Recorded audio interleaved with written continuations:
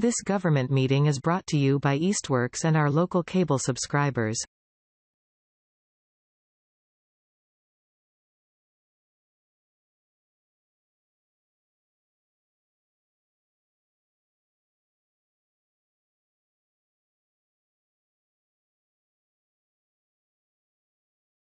Good evening. We call to order the Zoning Board of Appeals for the City of Easthampton. Today is Wednesday, July 31st, 2024. We're holding this evening's meeting at the second floor of the conference room of the Public Safety Building Complex at 32 Case Avenue in Easthampton. First item of business is if there's anyone who's here this evening who is looking to speak to an item or a topic that is not on the agenda for this evening, which would be the public hearing from the builders. All right, seeing no hands, is there anyone in the audience online?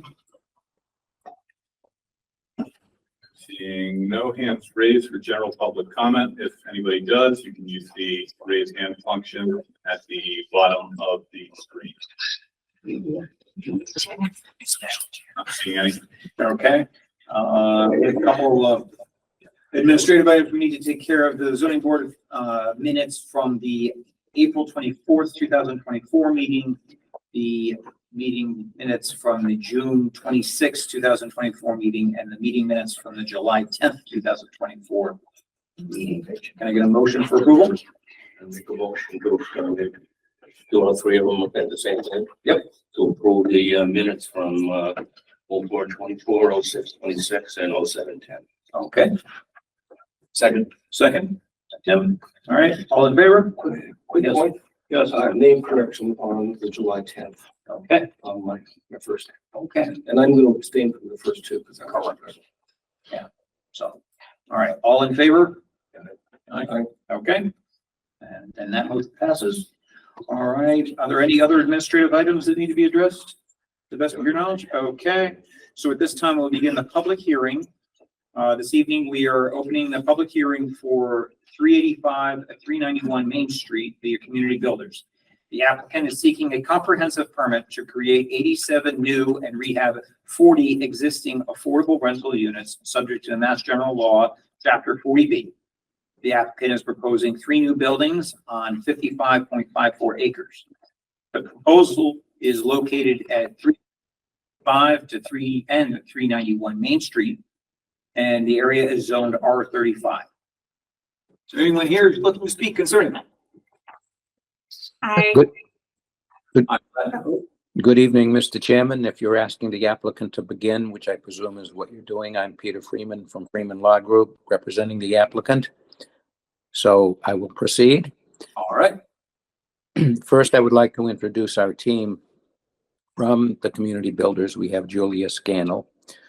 The civil engineer from Berkshire Design Group is Jeffrey Squires. Then we have Brian Hutchinson from Kuhn Riddle, the architects, and our traffic engineer is Michael Wolfers from Bowman. And last but far from least is Kestrel Land Trust's Mark Walmsley. So because the legal ad covered a lot of the basics of the project, I'll just supplement a bit, but I'll go right to one thing.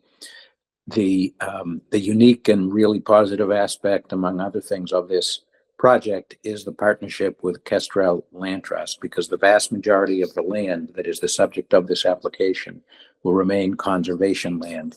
It will wind up with about 43 acres of conservation land with a open space or conservation restriction, which Mark can speak about shortly. And by the way, my remarks will be few. I just want to kind of set the groundwork, go over the jurisdictional requirements, and then we will turn it over to the rest of the team. The project will be connected to municipal water and municipal sewer. The existing units that were mentioned in the description that was just read are the existing College Hill apartments, so-called College Highway apartments, forgive me, so-called, that are existing, and they will be rehabbed. As the entire set of materials explained, we expect to do this in a phased manner, and I think Julia or someone else will go over that in more detail. the aspect of Kestrel is very important so that it's really respecting the land and the environment. The other things that I just wanted to go over briefly are the so-called jurisdictional requirements under Chapter 40B.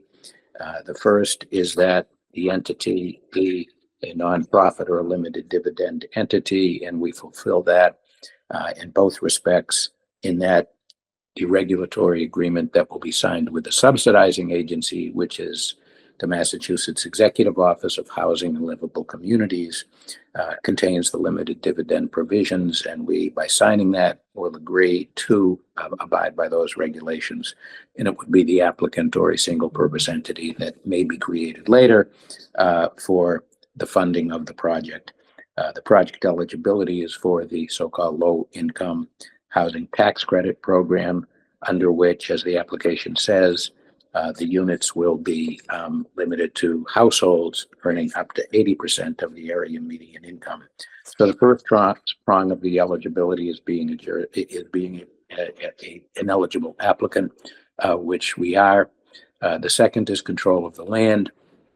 And as the application says, and we provided the documents, Kestrel actually has a purchase and sale agreement with the landowner. And then in turn, there is a memorandum of understanding, a legal agreement between the community builders and Kestrel, whereby Kestrel will sell the approximately 9 acres to community builders. And that, coupled with the approximately 3 acres, and if I'm wrong on the exact acreage, our engineer can correct me, where the existing apartments are already in place. So we do control the land. And the third prong is simply being eligible for a governmental subsidy for the project. And that affirmation is contained in the so-called project eligibility letter from Executive Office of Housing and Livable Communities, which, as I said, is part of the package. And the final thing I'll say before turning it over to the rest of the team is the package that we sent in as the application is very complete, including the waivers that we're requesting from local bylaws. So we're happy to go over those at any time. I usually find that it makes more sense unless we conclude tonight, which would be great, but I'm not necessarily expecting that. In my experience, it's usually more beneficial to put off going over the waivers until the next hearing, although we're happy to answer questions on them or answer questions on anything as we proceed tonight. So unless you have questions for me at this moment, I'll simply turn it over to either Julia or then Jeff. I think Julia may step in now. Thank you, Peter. I'm just going to share our presentation. Wonderful. So good evening. Thank you so much for having us here tonight. My name is Julia Spinell. As Peter introduced, I'm with the developer, the Community Builders. I want to introduce our project, Growing Green, at 385 and 391 Main this evening. And I'm going to kick off by talking a little bit about TCB. So TCB's mission is to build and sustain strong communities where all people can thrive. We've been doing this work for over 60 years, starting a long time ago in Boston. And our first step out of the city a long time ago was to Western Massachusetts, where we've maintained a commitment and a presence ever since. I'm based locally, born and raised in Western Massachusetts, and oversee our work in this area. So we're really committed to doing development work where we live, and we can be a part of these communities that we live in. The TCB, yes, Dylan. Just a quick thing here. It's not presenting that to online. We're just seeing the. Okay. Sorry about that, everyone. It'd be better if it does.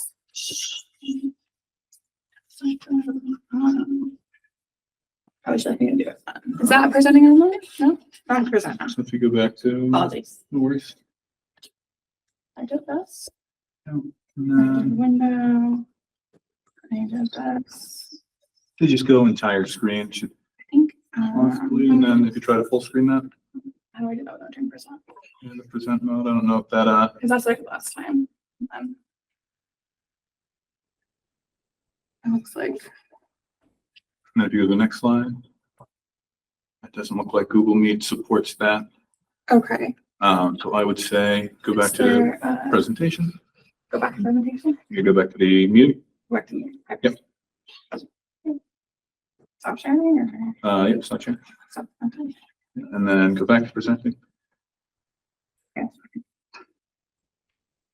And then entire screen. And then hit that there. Let's see if that solves it. Click that one. Oh, that one. Yeah, it's only one option. So let's click it and then see what happens now if you try to present. And then share the, And that got, let's see it's sharing. and then if you go to the next slide. Excellent. All right, it's working now. Okay, it's just. Sorry about that. Oh, did I interrupt? Do you have to make it just like a full screen instead of presentation mode? I just don't want to share. No, this can work. Okay, sorry about that. Technical difficulties just with one screen. So stepping back, TCB, we are a developer, but also an owner and a manager of the work that we do. We're deeply committed to the communities that we work in and the people who live in our communities. So we are excited about continuing our commitment to Easthampton. In 1990, we developed the College Highway Apartments, which is a 40-unit senior property located at 391 Main Street, adjacent to this site. And so this project today will set to make that entire site a multi-generational, diverse community that much aligns with both the mission of Easthampton in the Valley. This piece of land, which my colleague, or my partner, Mark from Kestrel will be speaking about shortly, this piece of property was listed both on the city's housing development plan and land conservation plan.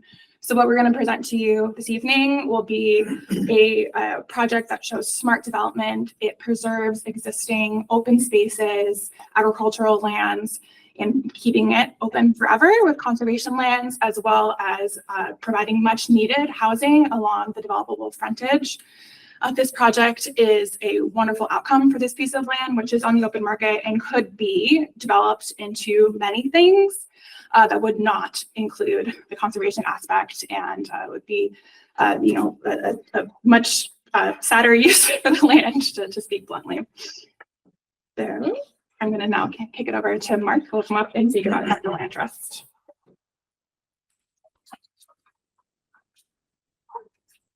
Good evening, everyone. As Julia mentioned, my name is Mark Walmsley. I'm the Conservation Director at Kestrel Land Trust based in Amherst, Massachusetts.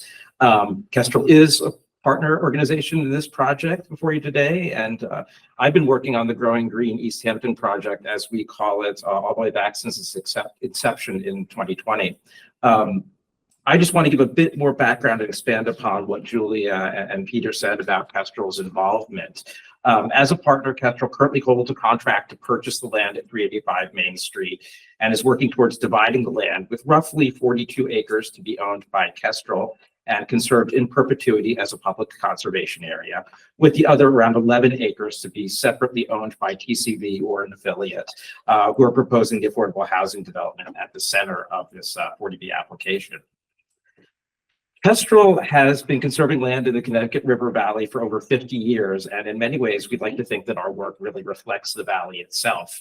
We've prioritized conservation of important natural landmarks like Mount Tom, wildlife habitat, local farms, riverways, and public parks and trails. But we hope that our work also reflects the communities that we serve as well, not just the land. And as an organization, we're committed to ensuring that the benefits of conservation are more equitably experienced and enjoyed across the diversity of populations in our region. And we feel that the project before you today is really a critical and innovative step in that direction, as we pair a proposed multi-generational, mixed-income new neighborhood with a new public conservation area with open fields, farmlands, and forests along the Manhattan River, both parcels designed and integrated to work together with one another. This approach really recognizes that we're all facing really three crises together. We're facing a biodiversity crisis, we're facing a climate crisis, and we're facing a housing crisis. And communities don't really have the luxury of picking and choosing which of those crises they want to deal with. But not only that, by choosing an approach which tries to address them together, it really opens a lot of opportunities for innovation. And our approach to this project has already been recognized nationally in at least a few different publications, both Audubon Magazine and it's going to be recognized in Sierra Club's magazine, Sierra, in the coming months. It's helping to keep Easthampton on the map. But as a conservation organization, the importance of our region's natural resources are really paramount. And we considered their location and preservation at 385 Main Street very carefully when we got into this project. Let's see if we have, oh, we don't have the maps. We can get back to the maps and answer questions. You can go to the next slide. Yeah, talk about our vision. Okay. Just show you the property a bit here. So we believe that the proposal before you today is really the best outcome that could be achieved for this land. If the property remained on the open market, it would almost certainly be developed nearly in its entirety with either market rate single family homes or apartments on a network of new roads. A lot of these plans have already been explored and proposed for the property. I can show you a little bit about just the natural resources too. So you can see the open hayfields, the wooded ravines down to the Manhattan River. Really beautiful views of both Mount Tom and Pomeroy Mountain in the back, which we have projects ongoing on both of those mountains to preserve land there. You can see it already abuts existing conservation land held by Pescava Conservation Trust, as well as conservation land in the town of Southampton. This is one of the developments that was proposed. Well, actually, this is not proposed. This is one that we actually hired Berkshire Design to look at the current zoning of the property and look at the wetlands and say, okay, under that current zoning, what could be done with this property? What would likely be done with this property if it was purchased by a private developer? And what they came up with was 35 single-family homes, market rate, not affordable. And if you notice from the previous slide, or two previous slides, only a portion of that is open hayfields. These houses get pushed way back into the woods, right up to those overlooks of the Manhattan River. A lot of forest cut down, all of the meadows built over. So we do think, let's see, okay, we won't get into that. But we do think that most of the property's natural resources, if it was sold on the open market, from its habitat to its agricultural soils, to its views, to the floodwater storage that it provides the city of Easthampton along the Manhattan River Basin, would all be lost. So we really do think, as a conservation organization, that this is an innovative approach that really brings together two important public goods on the property. As Julia mentioned, one of the things that struck us first about this property was that it is both on the open space and recreation plan for the city of Easthampton, but it's also in the housing production plan. So they both really came together. It was so very on the nose when we found this property, saying, okay, this is good for both. Why don't we see how those two things could work together and really put together something that's better than the sum of its parts? So I'll just close by saying we're really particularly pleased to have a coalition of conservation groups standing with us in support of this project, including Pescava Conservation Trust, which has conserved adjacent land, Mass Audubon, which will be holding the conservation restriction on the acreage that Kestrel purchases. And we also have an agreement in principle with the city's Conservation Commission to also be a co-holder on that CR as well, which is great. And I want to mention that we're also thrilled that the city of Easthampton has already chosen to support this project with $600,000 in CPA funding to help acquire the land. So with that, we greatly respect the work and mission of our housing partner on this project, the community builders, and we thank them as well as the landowners of 385 Main Street who have been exceedingly patient in allowing this project to emerge and to move forward to this critical stage. And I'd like to just thank the ZBA members for their thoughtful consideration of this proposal. I hope you also come to believe in its many benefits for the city of Easthampton. Thank you. Thank you, Mark, for that really wonderful overview. I just want to quickly touch on the project vision from the housing front quickly before we transition over to our team of consultants here tonight. So we are proposing 87 new units across 3 buildings. There'll be 3 very similar buildings, and it'll be a mix of studios to 3 bedrooms. The unit mix I can provide more detail on later. However, it will be heavier on the smaller bedroom sizes, the 1s and 2s and studios. It will be 100% affordable, but at a wide range of incomes, from those who are unable to earn income all the way up to those who, in Massachusetts, it's called workforce housing. It's at 80% of area median income, and I can answer questions about what those numbers look like later in the evening. But where we see that is about the market rate renter in Easthampton. So we're really trying to target anyone who would be looking to, be housed here, to rent an apartment, would have a home here at this property. We're going to be building to really high energy efficiency standards, likely passive house, which TPB has a deep experience with across our portfolio. And I will not go on about the conservation land because Mark just did it so well, and I don't want to take up all your time this evening. So Peter introduced our team that we have tonight. So the first person I'm going to hand this over is Jeff Squire from Berkshire Design Team, who's been with the project for 2 years. And he will come up and talk about the location and all that. Thank you. Great. Thanks, Julia. Jeff Squire from the Berkshire Design Group. I'm a principal partner at Berkshire Design. We are also based locally in Northampton. Have worked with TCB and the team over the years and have quite a bit of experience on both these projects, but also tangentially on other projects and housing projects. So it's exciting to be part of a team with a project with this sort of vision. I won't, bore many of you with a lot of the details of what's already been discussed, but just, for general reference, Main Street, obviously abuts the site to the east. Manhan River, that conservation land is to the west. There's some open space and then a residential subdivision just to the north. And then the College Street apartments are called highway apartments, and other residences are located just to the south.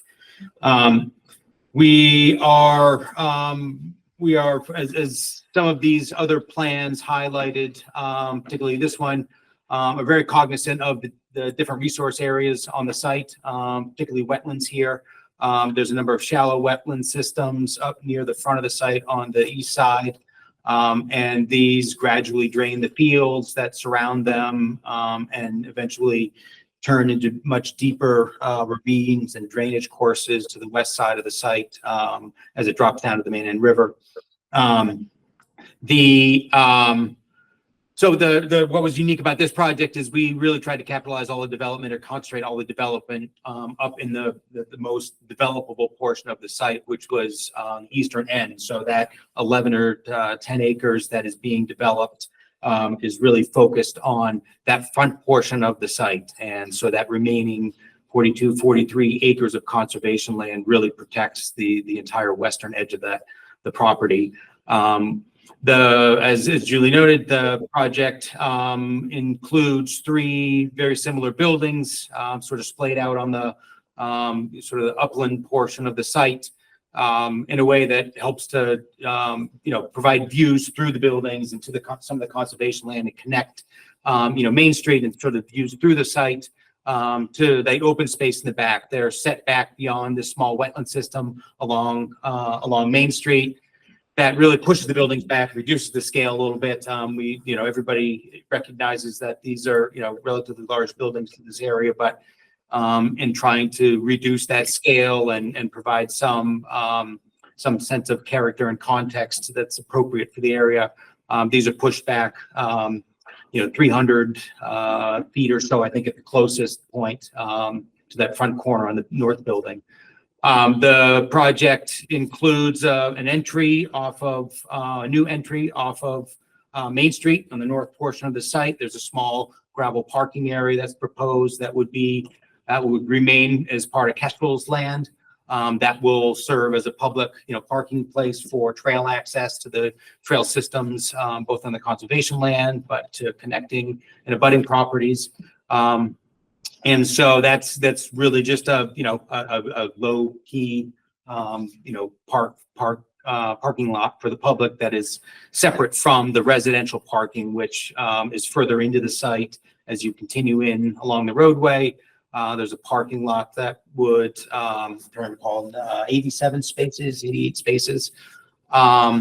We've got provisions for trash. There is a small maintenance building that is proposed on the south portion of the lot as you exit the site. that would also connect to the College Highway apartments. That building would service both projects. So again, just consolidating some of the resources, trying to, make both projects work in concert. Takes advantage of, current circulation patterns as an exit on the, out of the College Highway apartment driveway. So we'd utilize that existing curb cut. Just a close-up of the site. You can see the wetland system up front along Main Street, and then we wrap around in that upland portion of the site. The buildings primarily occupy, areas outside of wetland and resource areas, but they're built, as I mentioned, about 300 feet back or so from the edge of the roadway. So really trying to help reduce the scale. There's a number of plantings proposed, obviously, as part of the project. The project includes a playground in the rear of the buildings for residents. There's a small community space, outdoor community space behind the southernmost building. That would be an extension of the community room that Brad can allude to in the architectural presentation, but just as another site element, an offering an outdoor space for residents. Utilities will include a new water service main coming in from North Main Street. That'll loop around to the existing service that services College Highway. So one of the nice things about this project, it'll create a looped, redundant water system, which is always desirable. New sanitary service is obviously proposed that will connect to the municipal system. Site lighting has been minimized. We've got all dark sky compliant, full cutoff fixtures in the parking lot. There's no real lighting of all of trail systems in the back and the Kestrel lot. It's really concentrated around where the main vehicle circulation is, and then bollard lighting that would light most of the pedestrian paths up closer to the building to help just reduce the overall intensity of light out there. Again, just cognizant of where this site is located. And then finally, stormwater. I know that's sort of a hot topic these days with these rainfalls. So just wanted to highlight sort of the overall stormwater system. We've done a number of test pits out on this site, so I have a pretty good understanding of where seasonal high ground water is, and that's really where the basis for any stormwater design begins is at seasonal high groundwater. So this time of year, it's quite a bit lower. So we're looking at what it would be during the highest times of the year. Any design we have needs to be 2 feet above that elevation. And so essentially we've designed a large, vegetated swale that would be an extension of that wetland system to capture most of the runoff from the parking lots, treat that appropriately. That's going to be planted, again, to provide not only the stormwater treatment that's required, but also that natural buffer from the buildings to the west. There are 2 larger subsurface systems, so these wouldn't be visible in the northeast corner, and then between the 2 buildings on the north side. Again, these are subsurface chambers that are designed to handle, the really large storm events. Our benchmark is not producing any more runoff off the site in the finished condition and the proposed condition than what is existing now. So obviously there's a large portion of the site that's vegetated, and so to compensate for the additional impervious area, we just need a place to store that volume during the most intense rainstorm. So that's what this plan provides. But again, really trying to take advantage of natural treatment systems, surface flows, reducing number of structures on the site, just in recognition of low impact development strategies and preferred stormwater methods. So with that, I will turn it over to, and I'll just add, we currently do have a notice of intent submission into the Conservation Commission that was accompanied by a stormwater permit application to the same entity, and is currently under review by both Conservation and the DPW office. So with that, I'll turn it over to Brad. Thanks, Jeff. I'm Brad Hutchison. I'm with Funeral Architecture based out of Amherst, and we're really excited to be working with the community builders and the Connecticut Land Trust. And actually, I might go back to this image. I'm just going to touch very briefly on the architecture for the project.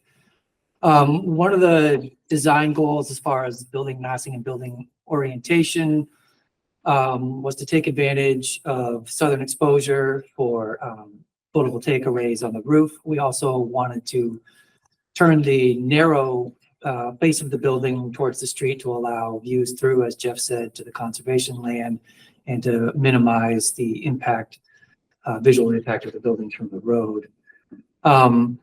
This is just a concept rendering of what it would look like from Main Street. To further break the building massing down, we sheared the building floor plate so that only roughly half of the narrow face of the building gets further broken down into articulated roof forms and massings.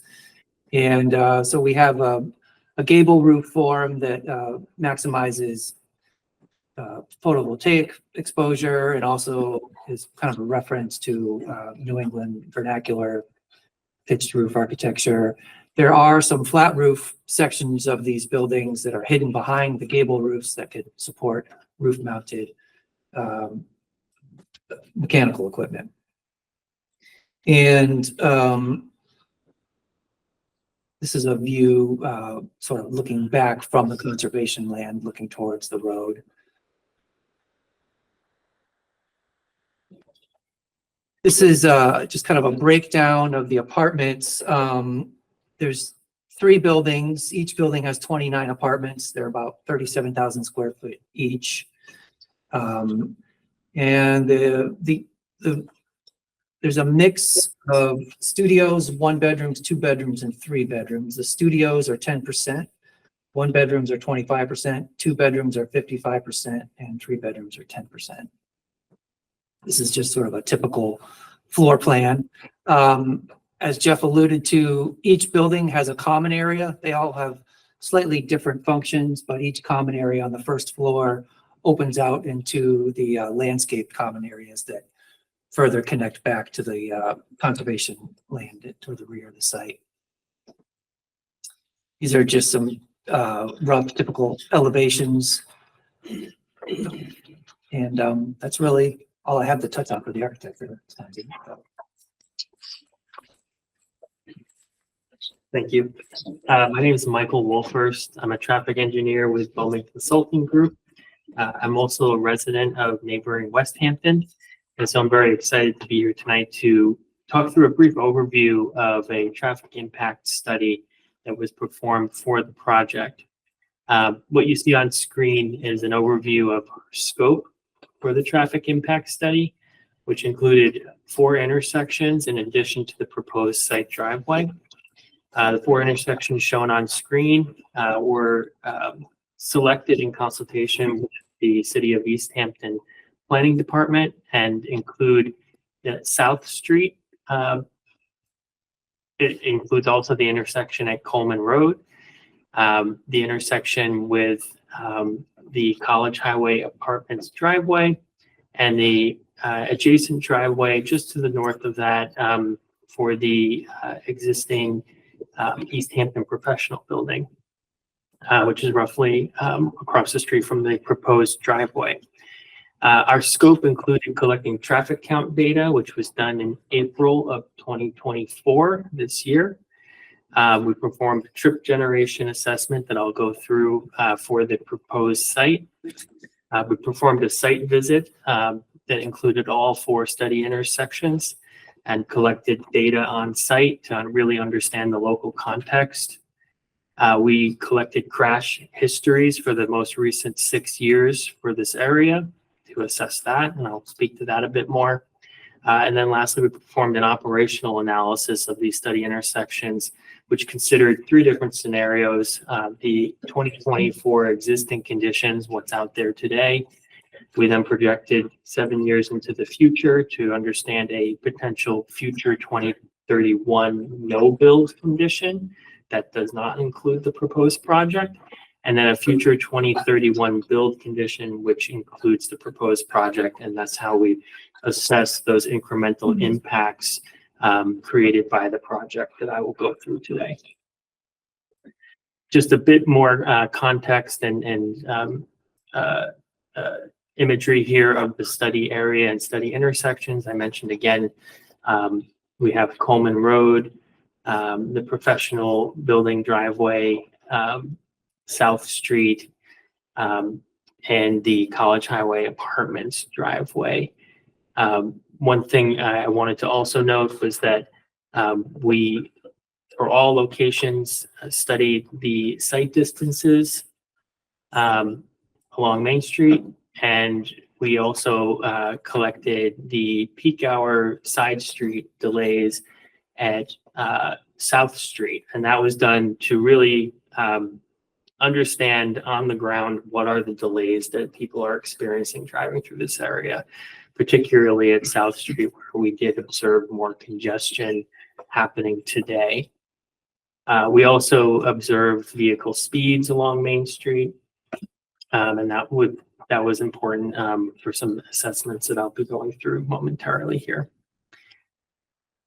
For traffic trip generation for the project, what you see on screen here is just a snapshot of the overall peak hour, which was the PM peak on a weekday for the project.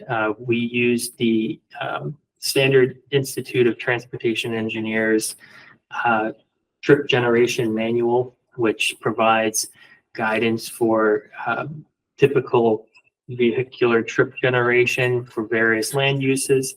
In this case, we used multifamily low-rise apartments was the definition of the land use that we used for this this analysis, which was important to select the proper one because it coincides with the type of the general characteristic of the area, lower density, more vehicular use, rather than, say, a very dense apartment complex that it may have lower vehicle trip generation. So we want to make sure that we're accounting for all the vehicles that could potentially be generated by this site.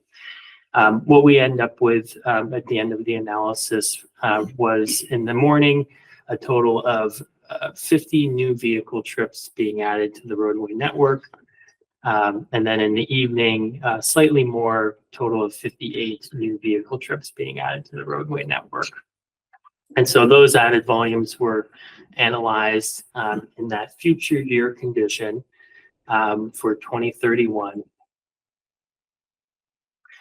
And the overall results that we found were that overall, that relatively small increase in volume that the project itself would create is not impactful to overall traffic operations.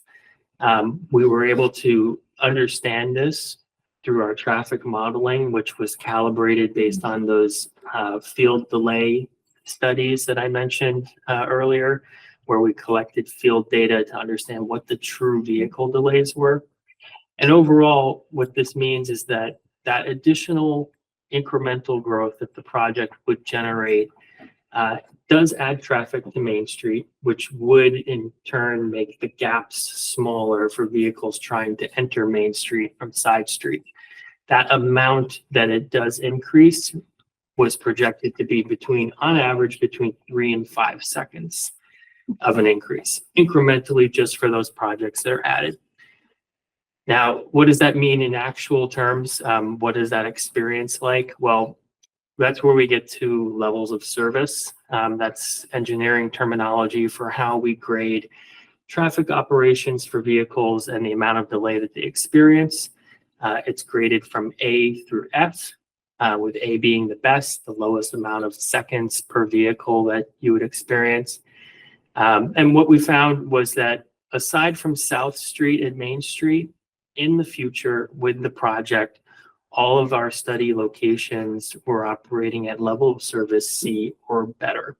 And what that equates to is, as you can see on the chart to the right, between 15 and 20 seconds on average of delay if you're sitting kind of through the traffic, looking for those gaps. And so level of service C is generally found acceptable. Overall, we didn't find any significant impacts generated by the project. We did note, however, that South Street does experience level of service E, which is getting higher on that grade. There's more volume through that intersection, and it's an existing issue currently today that we observed. And so the delays you're seeing there are in the higher range, in that 35 to 50-second delay trying to get through that intersection when you're coming in from South Street to Main Street. However, those are not related to the project. Those are existing conditions happening today, and the project itself is not making that significantly worse. And so the overall conclusions of our study, I mentioned site distance was reviewed. We found that site distance was within engineering standards as acceptable for all of the existing intersections in the proposed driveway. As I just explained, we found minimal impacts to surrounding roadways and intersections from traffic delays were expected. The crash review found that all study intersections except for South Street are below the statewide average for average crash rates, which means that they were not alarming or concerning in any way from a safety standpoint. However, South Street was double the statewide average, and so that was documented as an existing issue when it comes to crash history there. And we are also aware of more recently remedial measures that have been taken to try and address safety issues there that I documented with some earlier photos of the area. And then lastly, our speed data, we found that Main Street speeds, as anyone who drives that probably has noticed, are higher in that area than the posted speed limit. We found that on Main Street, vehicles were typically exceeding 40 miles an hour. And so when you consider the speeds in combination with the history of crashes at South Street, we did take a look at state guidance for signal implementation, which, while not strictly required, is provided as guidance for engineering judgment. And the guidance does suggest that remedial measures would be appropriate to try and reduce speeds in the area, and that if remedial measures weren't successful, that a signal might be a consideration for that. But by no means absolutely required at this stage. It would require further engineering study. But we did note that in our review that it does seem to be in that threshold case where it would need to be looked at. And so with that, I'll close and hand it back to Julia. Thank you, Michael. Great, so that is the end of our presentation this evening. I do want to just follow up on a few items that we were discussing, which is we've been working together on this project for over 2 years now. These projects take a long time to come together, and the city has been at the table with us the entire time of that. And so we're very grateful for the city's partnership and contribution to this project, both through commitment of CPA funds. And we have always envisioned a partnership with the city on a grant application through the MassWorks or Housing Works program, which could help us build out some of the infrastructure being brought to our site, but also would allow the city to apply for dollars for some of the improvements on Main Street, both in utilities and traffic improvements that Michael addressed. So I just want to mention that here. And that is our presentation for this evening. Thank you very much. I will ask if any of the board members have any questions they'd like to ask any of the presenters that have presented so far. No, I have no questions. go ahead. Yeah. I'm wondering if someone can kind of explain the vehicular circulation on the site. That wasn't necessarily clear. Sure. Jeff or Mike, Jeff, you want to go through the site? Why don't you? Yeah. Let me get the presentation back up, sorry. Yes, I think generally speaking, the notion is that it'll be a one-way entrance off of Main Street with a new curb cut on the north side of the street. And it would exit out onto the College Highway apartment driveway to the south. That it is a wider driveway. The new curb cut is wider to facilitate emergency access. Working with the fire department, just want to ensure that we've got emergency access and required turning radii, et cetera, accommodated. So it would be a one-way circulation from the north to the south. If I could just follow up with a question I have, actually along the same lines. Does that mean that the public parking area for Kestrel, those people would then, in leaving, would be expected to travel through the parking lot and around? No, good point. I think, I think that initial section would be two-way for that public access purposes. That, once you're into the site, to the apartments, that that would be a one-way circulation. So yeah, that initial 25, 30 feet, whatever it is, would be a two-way for sole purpose of that public parking lot. Okay. Questions? Go ahead, Scott. You mentioned earlier in the presentation that the two entities would be separate. I mean, the Kestrel would own, and then in the event that the buildings themselves were to change ownership sometime down the road, are there any provisions for making sure that new owners maintain the same kind of symbiotic relationship they have with Kestrel Land Trust? Of course. So we'll have an agreement with Kestrel Land Trust, an ongoing partnership agreement for should that happen. TCB is a long-term owner and we reinvest in our communities for many years. So we don't envision there's a time when we're not the owner, but of course we will put those protections in place. And I'll also state that the affordability of the project will be restricted in perpetuity, both through the city's CPA dollars, which require that, and a lot of the other funding sources, as is the mission of the community builders. Well, thank you. Yeah. And another follow-up question for Mr. Squires. The reference to stormwater, obviously we've all experienced the just incredible rainstorms we've had in the last few weeks, and seeing what damage has been done in northern Vermont. Is there? I understand you design based on standards that have been set forth by your organizations or the state. Have they been increased at all recently? Yes. Yeah. So the rainfall amounts that we need to account for were increased at the beginning of this year.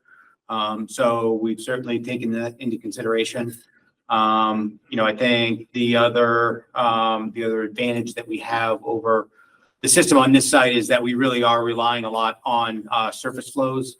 And so, a lot of the issue in some of the larger storms is concentrating those flows into a single location. That volume gets to be so intense that it erodes or just destroys the infrastructure. And so by, sheet flowing this, relying on, natural surface flows to convey the water, that's why that swale along the edge of the parking lot is so wide, just to accommodate, those intense flows. It includes weirs to, delay, smaller pockets of water. So we're really trying to design this so that it isn't very infrastructure intensive, in terms of structures themselves. The other nice thing about this is that we are surrounded by, a number of wetland systems. And so, even in the largest of, storm events, hurricanes, whatever they may be, there's a number of places for that water to go that isn't a large, city drain. It's, these are all natural systems that we get to take advantage of. Okay. The only other question I have is actually for the for Bowman Engineering concerning you indicated that there was through this development there'd be an increase of 50 to 58 uses or travelers per hour. Is that the correct term? Or during peak hours? Vehicles per hour during the peak hour. Correct. Peak hour. What is the current level? Just more out of curiosity. The current level of the College Highway apartments, Or just College Highway? or just College Highway? Let me pull up those existing volumes.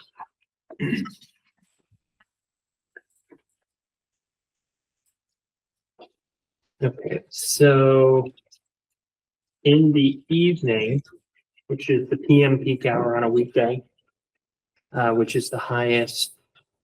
Just in front of the site driveway, you have 420 vehicles per hour heading north and 475 vehicles per hour heading south. So that's a combined total, if I'm doing math, of 895 vehicles per hour two-way along that street. Okay.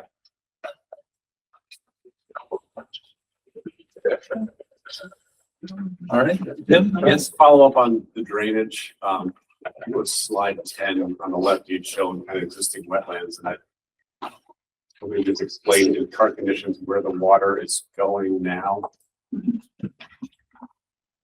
So where the buildings are located is really sort of the high point. There's, you know, if you can. Yeah, I want to come back to that one after we have Okay. slide 10, I think, was where you have the subdivision and then the, right there, yeah. Okay. On the left. Yeah. So the wetland in the front.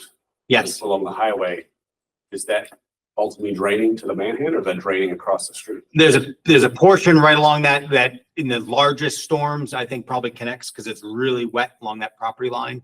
But there is a culvert that is, that does drain that wetland system that heads to the east.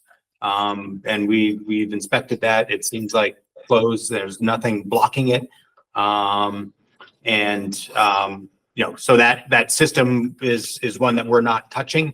We're not draining to that particular wetland system. You know, we're actually cutting off some of that drainage and diverting it through that swale, as you saw in the other images. But that, yeah, that system isn't, you know, does have an outlet to it. I'm just confused by whether that ultimately flow towards the manhand. It seems like it's flowing. against Yeah, that. there's right, so along Main Street, oh, there we go. So right in this location is where that culvert is. So there's a culvert that drains, you know, in the larger events, does drain that. It's probably 12 feet down or so from the surface of the road. But it's generally a broad, you know, shallow wetland system. But I think, yeah, as you noted, I think in the largest storm events, this is very wet along here. Wasn't designated as wetland, but there's certainly, you know, some sense of a hydraulic connection there. But I think, you know, when everything is you know, totally saturated or in frozen conditions, there may be some connection there, but it's not designated as wetland. And so again, we're not sheeting any more water to this front system. Can you go to just the next slide, please? So that where you're draining from the parking lot, you're channeling it then to the. It wraps around, right? It goes to the northeast and then heads back to the west.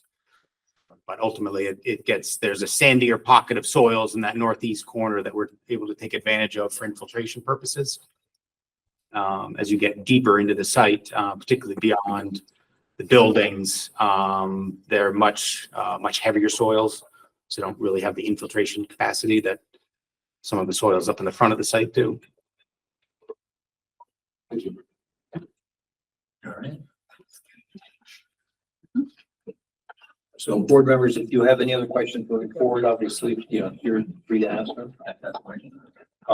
At this point, we will open up the room for anyone who has questions or concerns that they would like to bring up. I will ask that when you do go up, that you state your name and address just for the record, so we have it. And it looks like we have our first contestant, Mayor Lashada. There's a prize? This is competitive. I'm all in. I actually have a 7 o'clock meeting, but I just wanted to put forward the support for this project and the way this is structured, the partnerships that started 2.5 years when there was an anonymous donation to Kestrel to look at exactly this kind of a project where we're using preserved land and affordable housing. And there are, again, as it said, it's in 2 of our plans. Also, that section of Route 10, we realize is the traffic is getting more dense.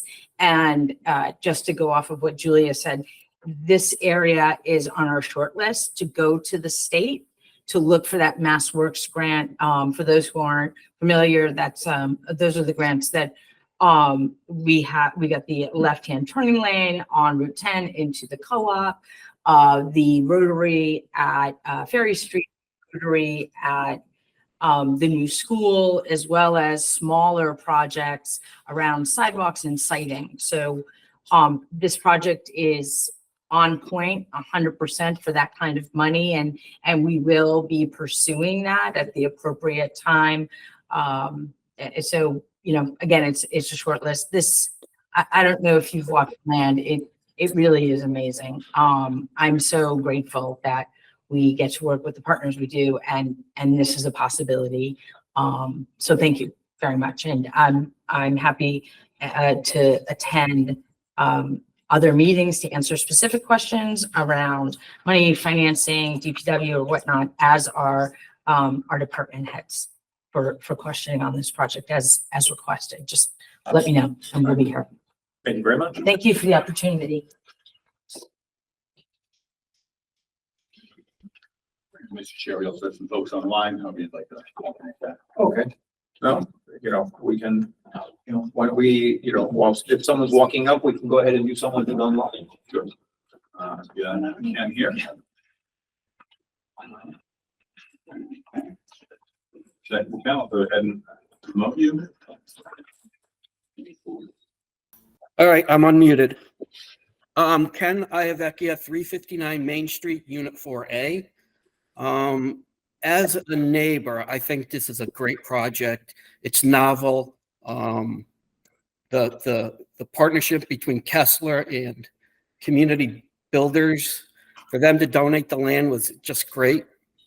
My one concern is sidewalks, school children, and if those sidewalks will be built before or during the construction of the housing. And where does it start? Is it going to be on the left-hand side of Route 10 or the right-hand side? And does it go all the way down to 391 Main Street? Want me to answer questions now? I think what we'll do is let's go ahead and give everybody a chance to speak, and then we can go ahead and address the questions one or you know, in a full thing rather than a banter back and forth. I think it's going to be a cleaner, give you guys a chance to maybe put two questions together or something like that. Okay, so you got my question then, right? Yes. Okay, thanks. Thank you very much. All right. Next. Hi, Kathy Wazinski, Overlook Drive. I would first want to say that as a member of Easthampton Active Citizens, many of us are opposed to this project as it currently stands. The high density is becoming a real problem within the city, and one of the concerns that we have is partly because this building, as it's planned, these buildings do not fit in with the character of the community. They're ugly buildings and they stand out like sore thumbs, or they will, built in that area. We have some confusion over the number of units because one of the abutters has received a letter in response to a submission to the Conservation Commission, and the letter talks about there being 3 buildings with 15 units each, so which is very different than the letters that the other abutters got. So that confusion, I think, needs to be addressed. And no other abutter received letters regarding the Conservation Commission submission. So only one abutter received that, as far as I know, and I've polled many of them. We'd be less concerned about this development if it wasn't for the rest of the developments that are occurring within the city. With this development, that would add 700 units of housing to our city in the next few years, approximately another 2,100 people. I find it a little disingenuous that the total trip count wasn't included in the presentation for the people that are watching and hear from the community. The total trip count added to our roads for this development would be 633 trips a day, bringing the total trip count added to our roads from all of the developments to over 7,000 vehicles a day trips being added to our roads. 7,000 vehicle trips a day added to our roads. That is unfathomable in terms of the amount of congestion. Anybody that's been over on Northampton Street recently and backed up trying to get to the Rotary, to CVS and beyond, I can't imagine adding the other 4,000 vehicle trips that they're proposing for the Tasty Top project to that road. And then 3,000 from Ferry Street, or 2,500 from Ferry Street, and over 600 from this development. I think with the Tasty Top development, which unfortunately seems to be a foregone conclusion. Excuse me, we are not here to discuss the Tasty Top development. I understand. We are This is a here for point, community builders. right? And the reason why this project is problematic is because it adds such more to the already approved proposal. So these types of buildings tend to be built to the lowest legal standard. The people living in these buildings tend to not like them after a few years. They have difficulty getting repairs done. I have worked with these individuals as an advocate for more than 30 years, and typically they're not treated well by the people who run the buildings. In terms of the traffic study, one of the issues was that True Heart, one of the buildings, one of the streets closest to the development, that was not included in the traffic study, and the people in that neighborhood are very much concerned about how much traffic will be impacting their street in particular. It sits on a curve. It is very difficult to get out of that street already, and it is right next to the exit for that development, practically. Also over on True Heart, many of the residents that are closest to the current building are experiencing flooding that started when that first building was built. And their backyards are flooded during many rain events. And I think that is a concern that they will have worse flooding after this new section is built. Neighbors on the other side are also experiencing flooding. And I do believe that northeast corner abuts another property which already experiences flooding during heavy rain events. I know that there was a discussion about the outlet from the front of the property, that culvert. I don't believe that outlet was ever found during our last discussion. There was a discussion about that. They never found the outlet. Anything that was discussed during the last meeting needs to be brought up again. Okay, so I'd like to know where the outlet is for that culvert in the front of that building, in the front of that property. And I think, other than that, the traffic study, I think, is unclear and insufficient, and we have some concerns about the density that it's going to cause within the city and the impact on the wildlife that's there. Thank you very much. Bill, is there anyone else online? Yep. And next up, we have Sanders Kurtz. I'm going to go ahead and promote this moment to speak.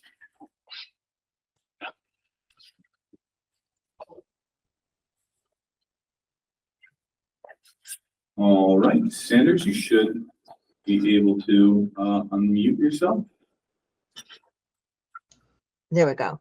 Actually, I'm Jean Einstein, not Sanders Kurtz. But I'm at 359 Main Street, Unit 4B. I'm one of the owners here, and I'm also the vice president of the board. So I have two questions.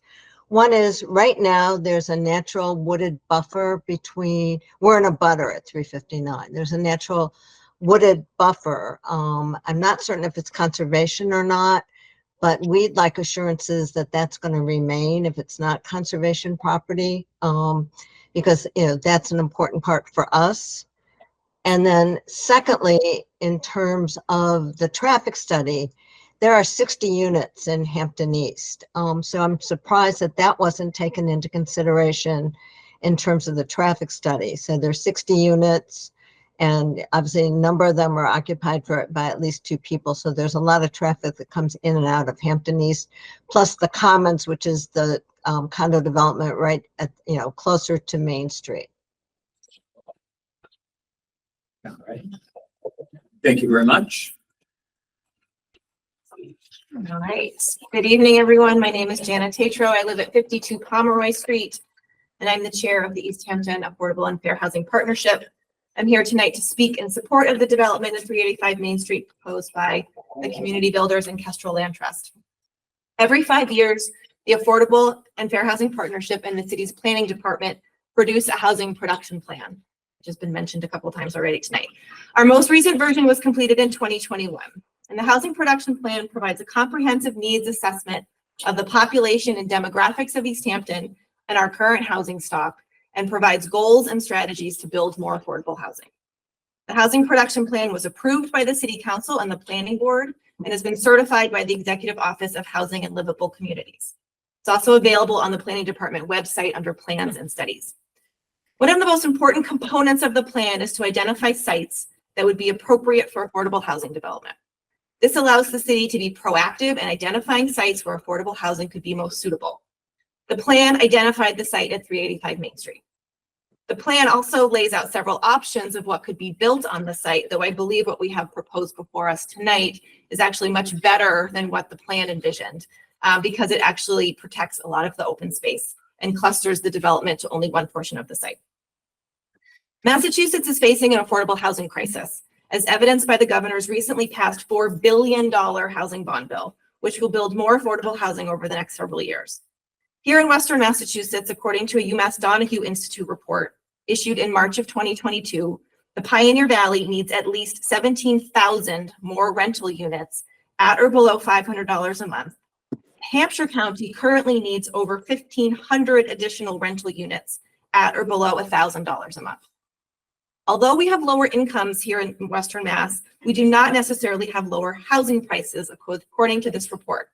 1 in 6 apartments in the Commonwealth that are financially out of reach are here in the Pioneer Valley.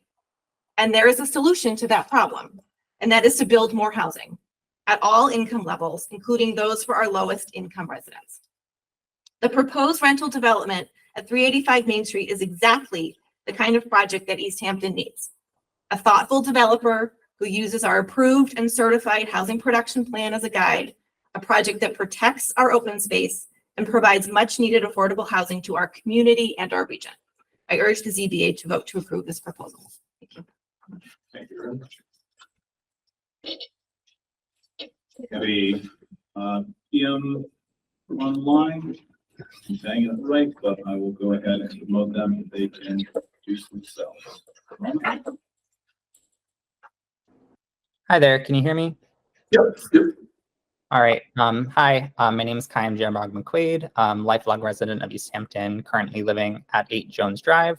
I'm here to speak in support of the project. I am the coordinator of the Easthampton Housing Coalition, and I also sit on the Affordable and Fair Housing Partnership.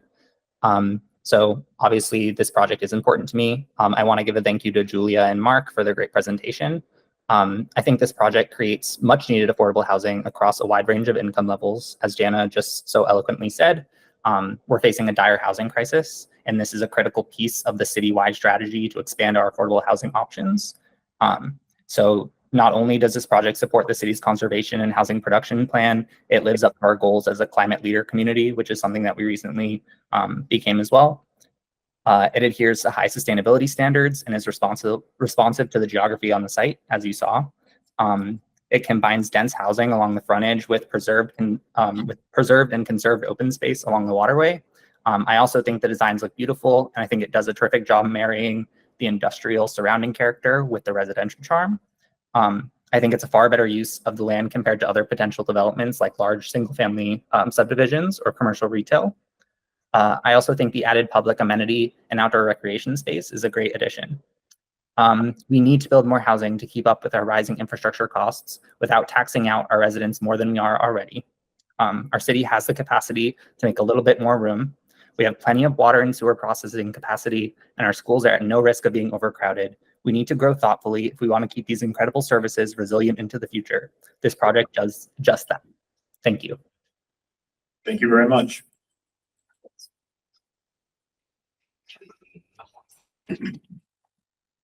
Go ahead. Good evening. My name is Joel Russell. I'm the chair of the board of the Kestrel Land Trust, so I'm here to speak in support of this wonderful proposal. Kestrel is an open space protection organization, as Mark has explained to you, and we've done many projects all over the valley and several in Easthampton. But a few years ago, we realized that it's not really fully responsible if we don't take account of the other needs of our communities. And affordable housing is really a critical need. And so we feel a responsibility that it's important to marry those two concerns. It's a relatively new idea. We're kind of stepping forward, and we've been written up as a national example, a model, that this is something that more communities should be doing. And we want to show the way forward. And Easthampton is a great place to do that.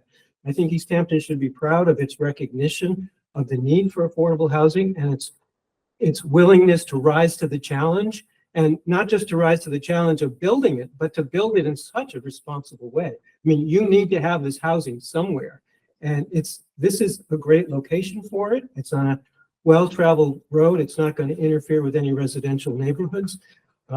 And the great thing about it is that we've also preserving this really significant amount of open space.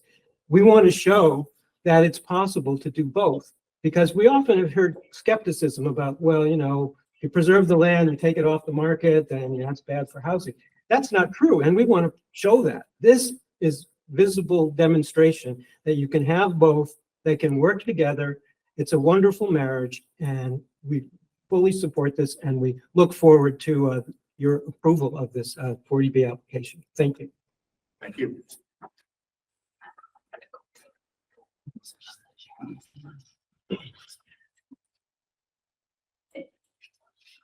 You got the reg online. Go ahead and promote him. All right.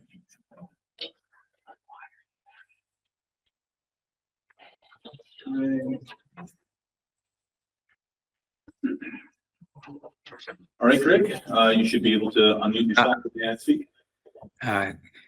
Good evening. My name is Greg Rashane. I live on 12 McKinley Avenue, a little under a mile from the site. And I want to echo other supporters about the deep and concerning and really scary housing crisis we're experiencing here in Easthampton and around the region, and indeed the country. And encourage decision makers to take swift action on this project to contribute a small part of a solution to that crisis. As others have said, the solution to this really is about building and adding more units, especially affordable homes like these. And I just want to name specifically that what an amazing opportunity to do that, not in a generic way, but with two well-esteemed organizations doing something that, as far as I can tell, seems pretty unique regionally, as far as the combined conservation and affordability development here.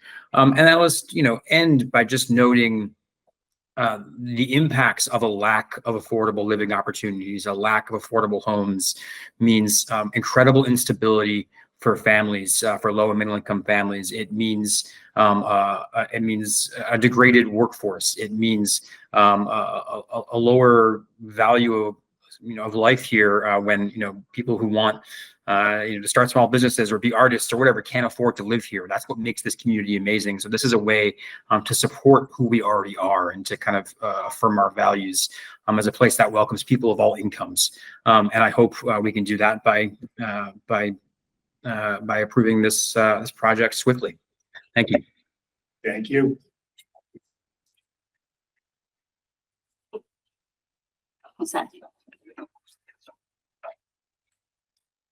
Hi, Diane McLean, 13 Matthew Drive. I'm also part of the Piscataway Conservation Trust, president. The Piscataway Conservation Trust eagerly endorses the Growing Green Easthampton initiative.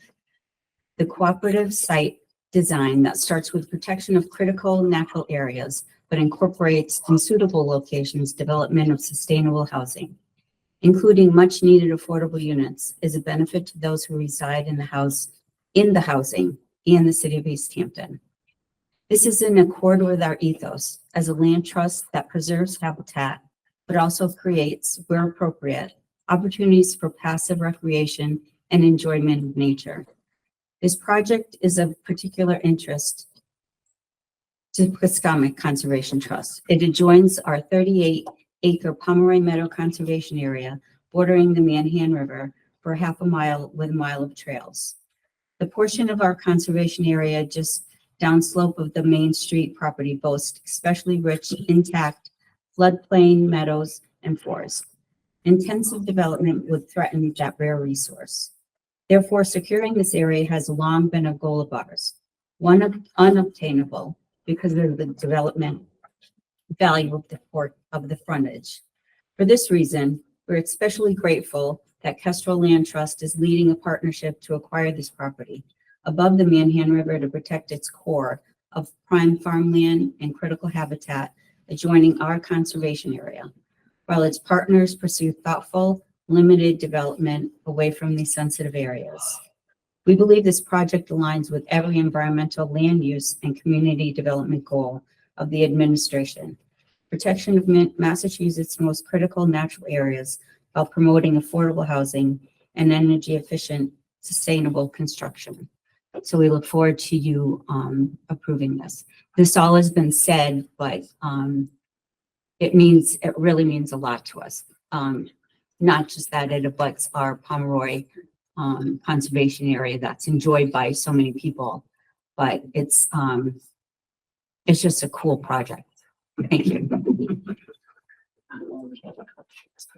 Thank you very much. The Gwen online. Gwen, I'm going to go ahead and promote you. Right, Gwen, you should be able to speak. Good evening. I'm Gwen Morrissey. I am a member of EDIC, a sometimes chair of the Economic Development and Industrial Commission. I'm here speaking with my own opinion tonight, but EDIC has discussed this and is excited about it. A couple of bullet points, not paragraphs, echoing what just about all of our other commentators have shared. People want to be in Easthampton for a number of really great reasons, and it's harder and harder to find a way to live here, whether it's the place or affording the place.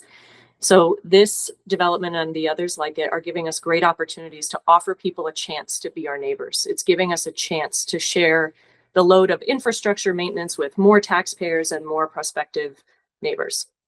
High density housing is exactly what is allowing human beings to exist alongside more wildlife in our city by taking less of their land for our purposes. And I'm excited about that. This represents a remarkable partnership that I think more municipalities would do well to consider, is trying to coordinate conservation with responsible development. I know that it feels like a lot at once in the way of the multiple affordable housing developments that have become part of our municipal conversation the last couple of years. This is going to be a staggered experience. We are capable of absorbing it. We are capable of coming up with responses to challenges that arise. And I think finally, one of my biggest reasons for being part of EDIC and being pro affordable housing and housing development in the current housing crisis that we're in is that a city that doesn't evolve is definitely going to wither over time. And we need opportunities like this to make ourselves open to other folks to be part of our community. So I urge the zoning board to approve this proposal. Thanks. Thank you. Hello, my name is Ellen Peterson and I live on 7 True Heart Drive. We do not have flooding in our backyard. 2 of our neighbors do. And as far as traffic, I'm perfectly willing to wait 15 more seconds to turn. If it means having 45 acres of conservation land, which I use a lot, I literally walk out my front door, put on my skis or my snowshoes, and I go out in the field, and it's absolutely beautiful. And I do go down to Pomeroy Meadow. So I am all in favor of this, and I live on True Heart Drive.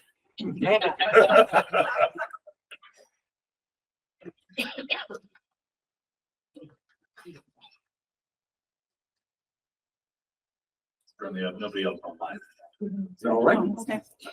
Hi, I'm Donna Chappello. I live in Eastworks. I've been here just for a few years, and I'm also a member of the Affordable and Fair Housing Partnership. I agree with what's been said by other members of the committee, but I also, I have some personal comments that I would like to share. I'm in favor of this project for a couple of different reasons. In terms of housing, I was a public defender.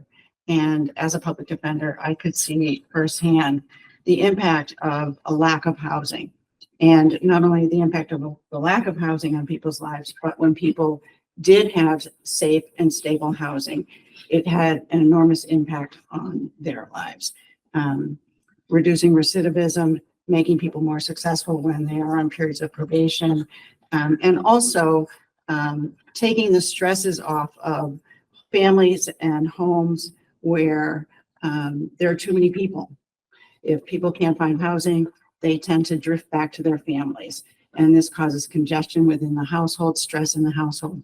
So housing is an issue that's dear to my heart for those reasons, as well as the fact that I have millennial children, and I know many of their friends that they've grown up together, and all of them are dealing with the issue of housing, and it is the number one issue that they have. Where am I going to live?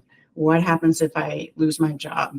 Where will I go? I mean, these are very serious concerns that these young people carry. That being said, I do have a couple of questions that I'm hoping you can answer for me. In terms of one of the things that I've noticed, because housing is scarce here in Easthampton, there have been changes in rents. Rents have gone up recently, not only in my building, but in other buildings around. So I have some questions about the rent and the rent calculations and how those will be made in terms of will the rent be set according to the number of bedrooms or the number or the amount of floor space, how that will be calculated. I also would like to know what the plan is for tenants during the rehab of the existing units. Will those units change? The new units are a little bit smaller, I think, in keeping with a lot of buildings these days. 950 square feet average for a 2-bedroom apartment. I don't know what the size is of the other apartments, but I'd be interested to know if those will remain the same size that they are, and if when they're rehabbed, what will happen with those tenants? Will they need to move out? Will they be offered another place? Will their rents be increased? How do you envision that process? And that being said, I am in favor of the project personally, and hope that you will. Thank you. Thank you very much.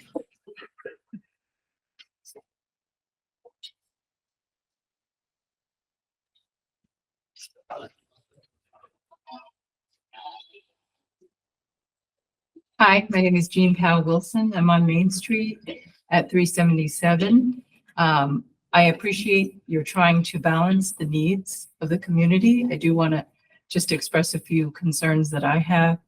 I couldn't quite follow the northeast corner when you were talking about the water going off, because as an abutter, I do have water on my land, especially in the flood. So you talked about the northeast corner, but I like to know what else, because it does affect other things, you know. And when you have development, it does affect the wildlife, the bear, the deer. You know, you have greater amount of concrete. I am concerned about the wildlife and the environmental impact. I know that somebody had a very optimistic view of, he talked about the education and how it's not going to affect the system. How does he know? How does he know? Of course it will affect the system. I just wanted to point that out. But I think that there are more things to just consider. Everything affects everything. I know that while we're here, we're just talking about this, that everything affects everything. You know, the 600 people, the 600 cars, the additional vehicles, sure, that's one part. But the 7,000 cars total on these 2-lane roads, this is what we love about Easthampton. We love that. But how is that going to be for the quality of our lives? when you're waiting to try to go from one part of the town to the other part. I just have to add extra minutes just to leave my driveway. I'm turning around that corner. Everything affects everything. There are going to be other cars, especially if people love the beautiful view. That parking lot isn't going to hold everybody. You know what's going to happen? It's going to be like what happens at Coleman Road. People are going to park along the road. There's no sidewalk there. That part there with those two roads around that corner around Belandria is very dangerous. People are trying to go out. Big wide traffic is trying to go out. I anticipate there will be people parking along that road. That's just dirt. And guess what? All that water, runoff, mud, traffic, silt, whatever, it's going to go right into my land. So just think about that. I know we're trying to do the best for everybody. But can you think about the people that are already there? Can you think about the wildlife that is already there, trying to figure out where to go? You know, I see the deer running in my yard. They're running over to the next. They're crossing the streets. Where are they going? Thank you very much for your consideration. Thank you.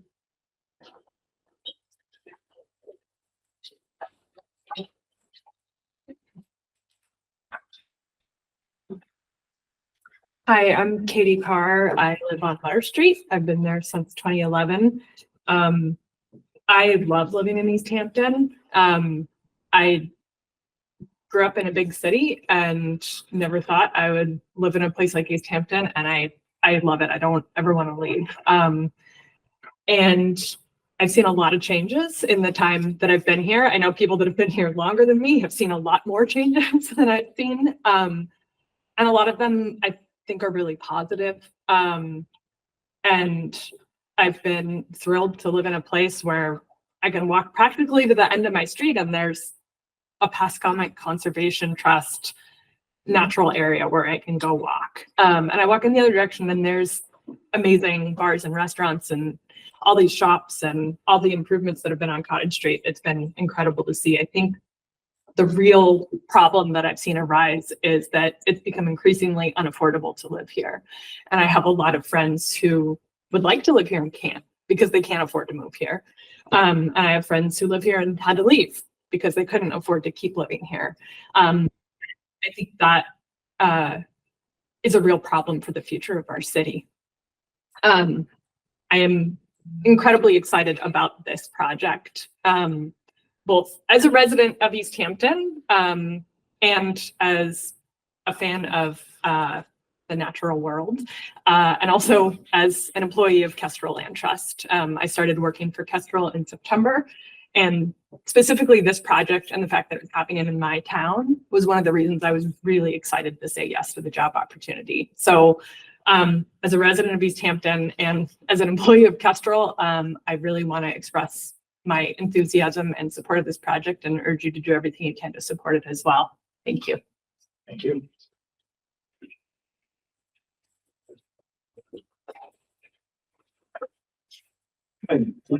Anybody else in the outer world there?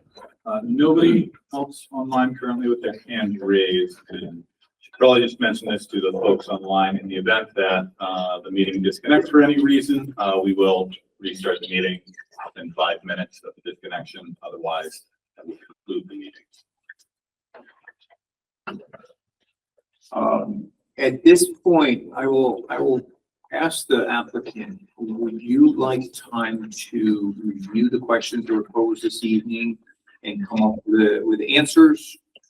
I think based off the questions, there were many that we could answer here in person. If I know you've been writing them down, so you'll be giving them to me. If there is one that we would like group more time to answer, we can provide a written response later. But if we want to go through questions now, I'm happy to answer some of the quicker ones in person if that's. Okay, you're gonna ask me to try to read my notes, huh? Okay, I guess we will start at the beginning. There was a question concerning the connection of sidewalks from the proposed development. And I'm thinking it's towards town. Yeah. That was my understanding of the question that was posed. So currently there's no sidewalk along this portion of Main Street, which has been We know there's lots of wonderful amenities that we want folks to access. And so part of this project has always been in partnership with the city and the state, because that is a mass DOT, excuse me, roadway, is the installation of a sidewalk and a bus stop, pull-off bus stop for both public transportation and public school buses. So that is part of this project. And we're working with our team to plan exactly, it would definitely connect both 391 Main and 385 Main, so the existing property and the to be built property. We would love for it to extend down towards the shopping center down there, especially we know a lot of people like to access that. So that is all in works and part of this project. Currently, the plan does not include a extension of sidewalk off of property. It includes sidewalk off of the property along Main Street to a planned bus pull-off, which is on the opposite side of the street due to the grading and the existing wetlands that are there.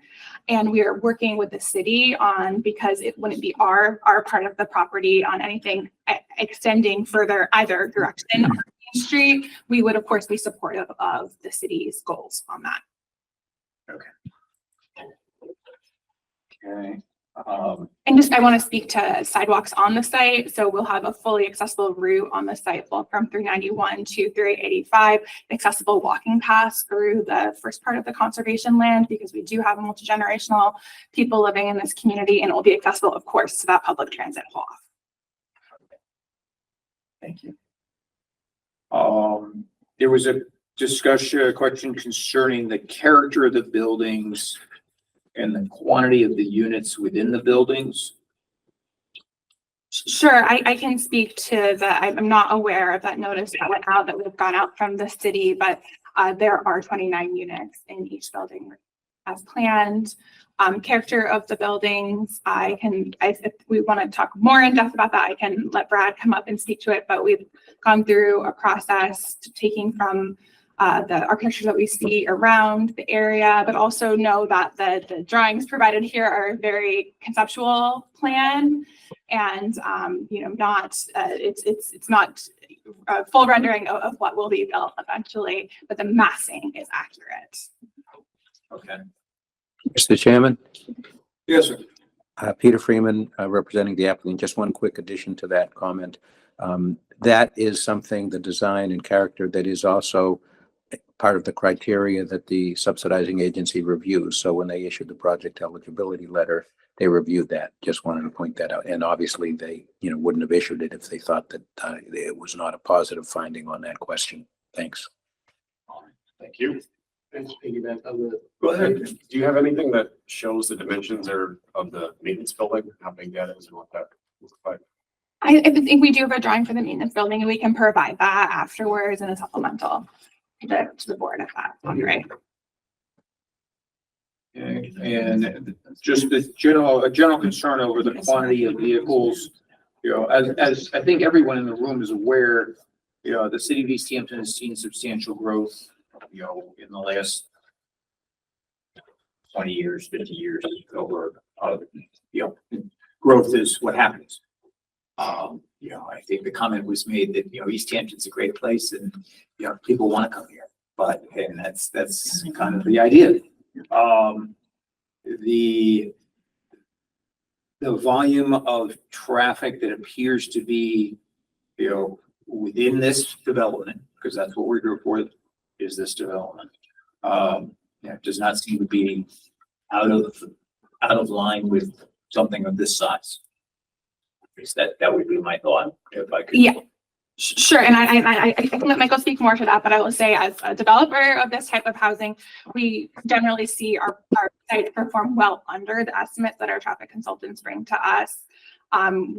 This is not a type of housing that has a lot of multiple in and out, multiple vehicles due to the number of the size of the units, excuse me. So anecdotally, I can say that our sites all perform under what that general estimate is, the initial development.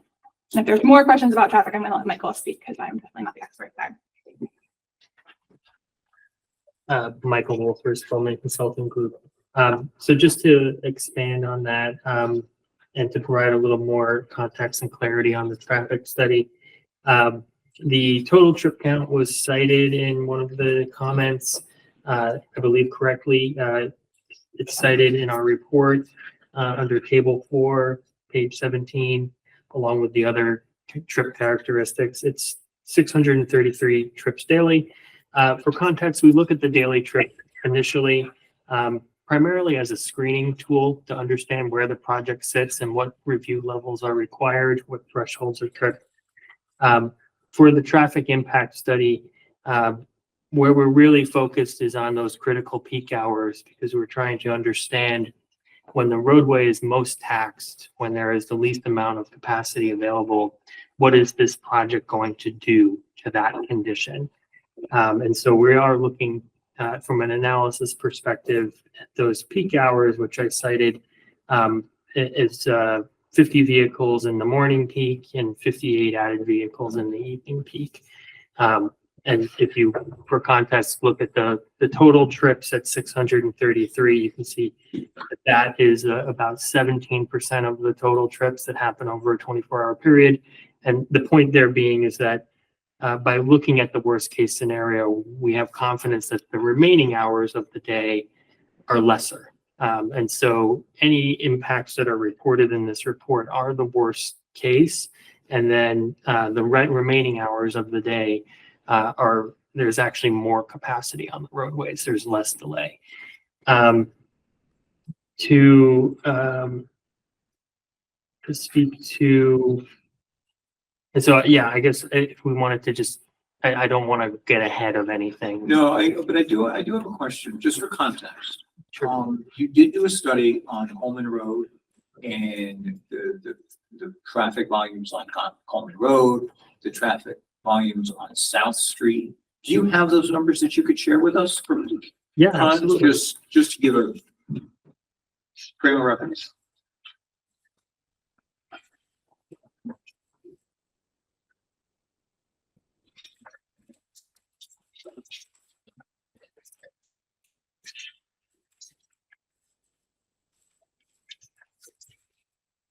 Okay. So I'll look at the evening peak hour. That's when Route 10 Main Street has the higher volume. And so at Coleman Road, the exiting traffic on Coleman Road is 73 vehicles turning left and 40 vehicles turning right. I'm citing figure 3 of our traffic study.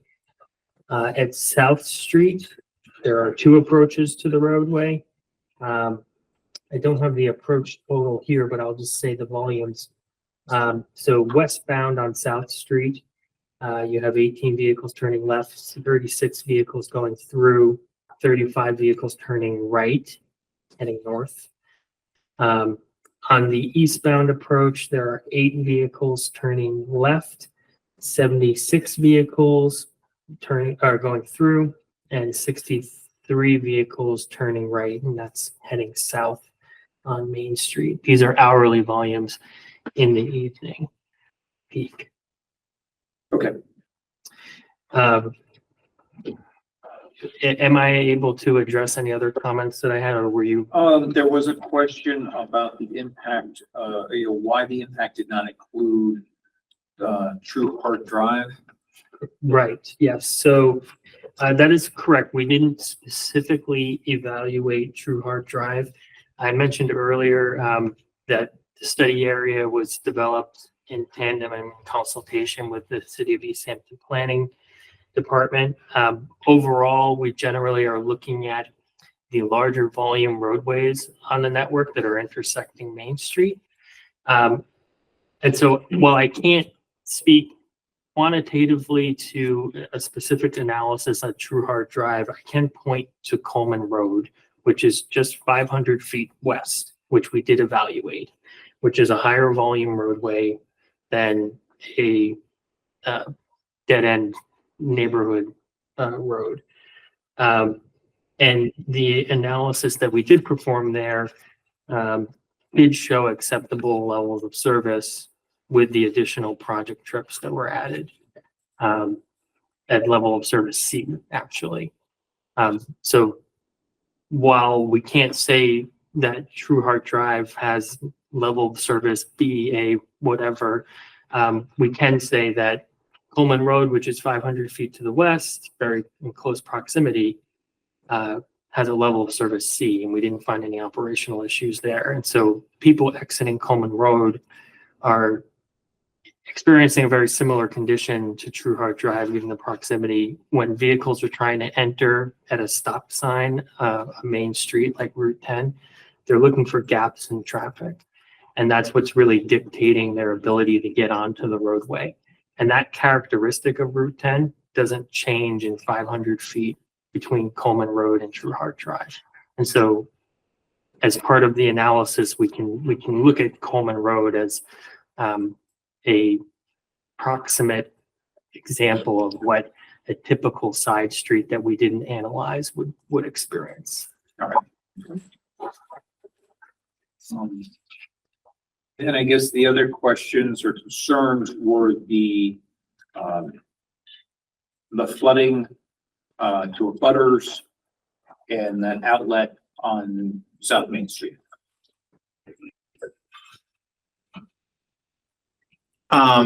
There was some discussion about the wetland system that borders the site on the east side. There's an existing culvert below Route 9.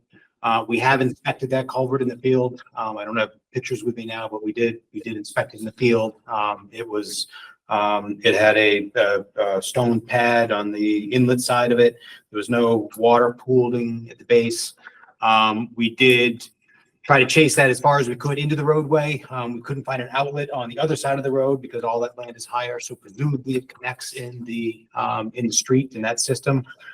There's a structure close to it where it would theoretically connect, and that had some water in it. We couldn't see below that water level to see where that pipe came in. We've collected any of the plans we can from DOT. Their highway plans for that section of road date back to 26. So that information is pretty old and not very helpful. So actually the field observations and surveys were more effective than their information. But while we can't confirm its connection in the road, we can confirm that it is functioning adequately. It's an 18-inch concrete pipe that obviously conveys flows to presumably that drainage system in Route 10. And there didn't appear to be any issues with it. The system that is designed as part of this project doesn't rely on that wetland system. We're not draining any water to that wetland on the east part of the site. We're actually sort of reducing that drainage area. Some of that is being redirected in that swale to infiltrate water. So we're giving water that runoff a bigger opportunity to infiltrate as it gets to the subsurface system. Those overflows are all redirected to systems on the west part of the site during the biggest events. So. Okay. Can I piggyback on that? Go ahead. Go ahead. So the swales are draining the parking lot, right? Where is the stormwater from the buildings? That's that large system that you saw in the rear, in the western portion of the site between there's a system, they may be more updated than what you're looking at. Yeah, I can bring it up, but there's a subsurface system between the northernmost and in the middle building. All that roof water is directed in between the buildings, and then that overflow is directed to the swales that eventually lead west. Thank you. Okay, actually, if you want to answer the natural wooded buffer between the proposed development, and I believe it's probably going to be to the north. So the majority of that vegetated buffer is going to be preserved. There are some invasive species in an edge that will need to be cleared just to make way for this project, but the predominant portion of that vegetated buffer is going to remain. Okay, and does that include the existing, hedgerow, if we want to call it, along Main Street? Yes, presumably. I mean, again, a lot of that is within the state highway layout, down to the bottom of the bank there. So we don't have much control over that vegetation. And again, it'll be, if there's some invasive species that need to be removed, certainly, but will be pretty limited as far as, major vegetation removal without DOT approval in there. So yeah, I think most of that will remain in its current state as a result. Okay. I'll just add something to that. Yeah, perfect. And I want to talk to Jeff with this. When I was looking at the plans for this stormwater control, kind of at the front of our site, that would be particularly on the Kestrel end. There's certainly some grading that goes along for that, along that hedgerow. Is Kestrel plan not to remove any trees if we do not have to? Obviously, the only chance where that might happen is for the grading for that stormwater, and we would intend to certainly replant it, with a buffer of natural species there, or native species, excuse me. Okay. I think at that point, I think we've addressed most of the questions that were raised this evening. I have a follow-up. Oh. Thank you. I guess this goes to Julia, I'm not sure, but it's still concerning the sidewalks. The sidewalks on Route 10 heading south stop at 359 Main Street. And the proposal is not to do really anything planned. Only sidewalks between 391 and 385 Main Street. There's a safety issue here. There are going to be people who want to go downtown, and now they're going to have to go on Route 10 to get to the other sidewalk and then cross at South Street to get where they want to go. I think that this is a missed opportunity to just get some kind of, even if it's asphalt, sidewalk to 359 Main Street. Well, yeah, I think that what we can say there is that the property that is involved in that space is not part of the area that's being developed. And whether this development would like to do it or not, they have to go through the state, because it's a state highway, and as well as the city in order to get easements to be able to put in a sidewalk along other people's property. That's accurate. We would of course be supportive of sidewalks there, or the safety of the citizens of Easthampton and our residents are the most important to us, and the connection to all the wonderful things in downtown Easthampton we know people do. So you are going to pursue that? So we would be supportive of that, and we would have conversations with the city. Again, we can't, as a private developer of these addresses, we can't pursue that on our own, but we will be supportive of those efforts. And I know, based off conversations with the city, they would be very supportive of adding in sidewalks that promote the safety of citizens. So who initiates that? That's going to be a city engineer, city planner department. It's not going to be the developer that's currently in the application. But I'm saying, then who goes to the state for this? I mean, who initiates getting the process started? That would be the city. Okay, thank you. If I could just add something to that from Kestrel's perspective, we mentioned it several times, but we would certainly encourage the use of public transportation to the site, be it from people going to and from the affordable housing, but also visiting the conservation land. We're really thrilled that there's going to be hopefully a new bus stop there. Ideas have also been raised that the site could be better connected to the bike path, which is not that far away. Through it will be a large public works project that, again, we wouldn't be pursuing ourselves, or TCB wouldn't, it'd be a city's thing, but people could certainly come and tell the city that they would like to see that, and we would be very supportive of that as well. Getting people out of cars, taking bikes, or getting them on public transportation, I think it would just fit hand in glove with this project. Thank you. So would that be, would it be appropriate to go to the city council during a public speak time and ask them to look at that issue? Yes. Okay, thank you. Okay. So it is approaching the 8 o'clock hour. I can answer quickly. There were some questions about rent. And Oh, I can yes, answer yes. those really quickly. Oh, of course. I'm sorry. I didn't get to that page.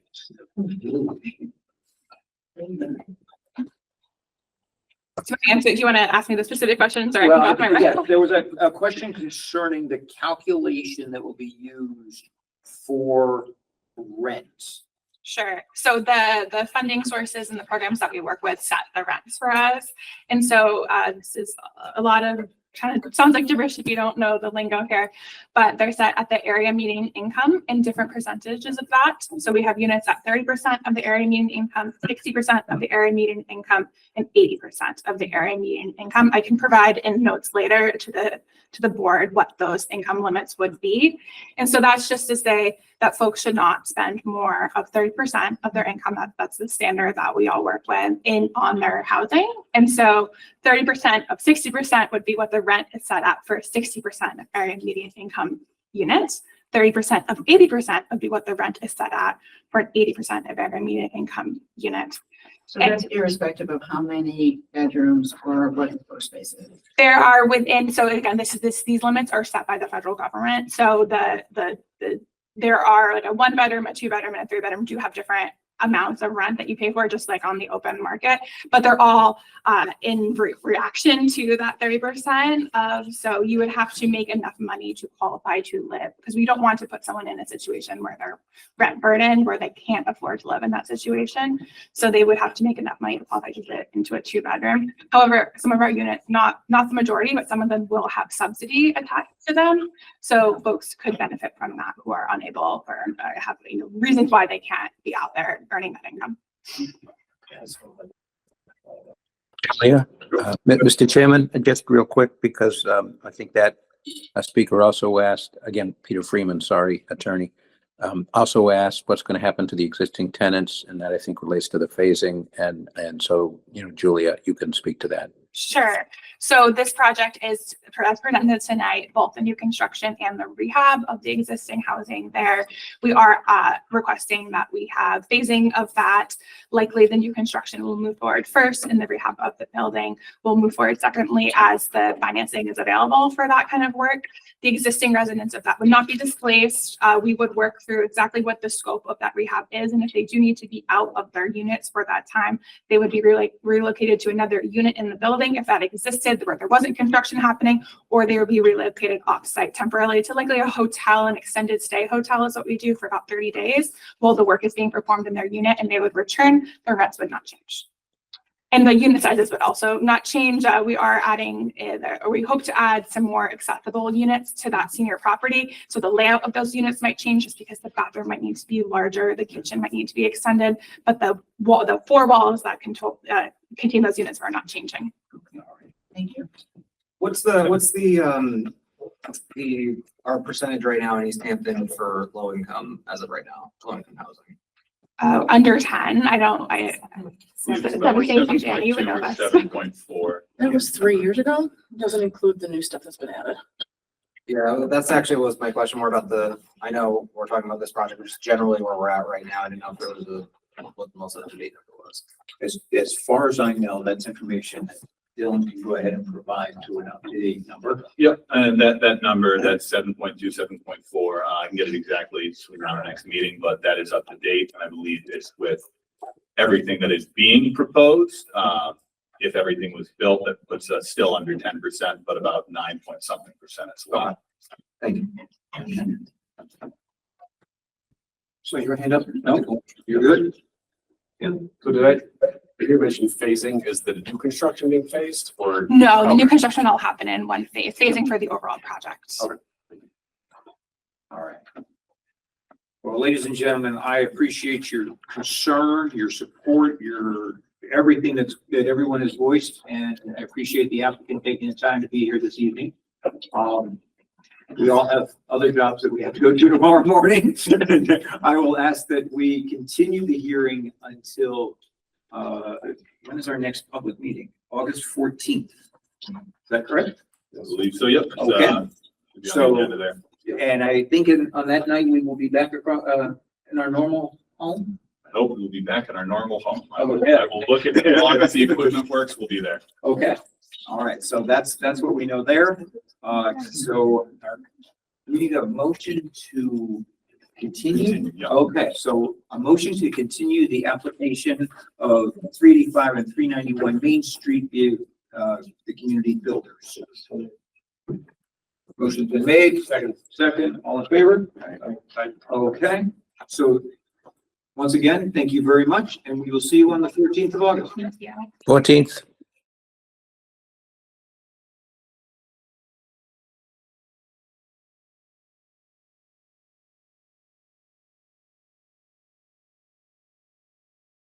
This government meeting is brought to you by Eastworks and our local cable subscribers.